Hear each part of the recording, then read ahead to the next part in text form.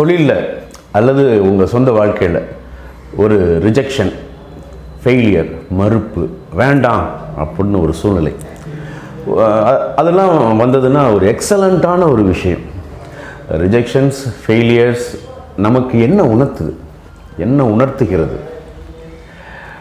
Number 1, நம்ம எண்ணங்களை, நம்மளுடைய திறமைகளை புரிந்து கொள்ளும் கேப்பபிலிட்டி எதிரில் உள்ளவர்களிடம் இல்லை அப்படிங்கிறத நமக்கு உணர்த்துது. அவங்க நமக்கு புரிஞ்சிக்கல, நம்மளுடைய திறமையை புரிஞ்சிக்கல, நம்மளுடைய ஃபீலிங்ஸ் அண்ட் எமோஷன்ஸ் அவங்க புரிஞ்சிக்கல. புரிந்து கொள்ளும் திறன் இல்லாதவர்களிடம் நமது எண்ணங்களை இன்னும் தெளிவாக நாம் புரிய வைக்கலாம், இன்னொருக்கரோட எக்ஸ்பிளைன் பண்ணலாம் விவரங்களை. அப்படியும் அவங்க புரிஞ்சிக்கலையா, என்ன செய்யலாம்? அதுக்காக நம்ம மனசை காயப்படுத்திக்கணுமா?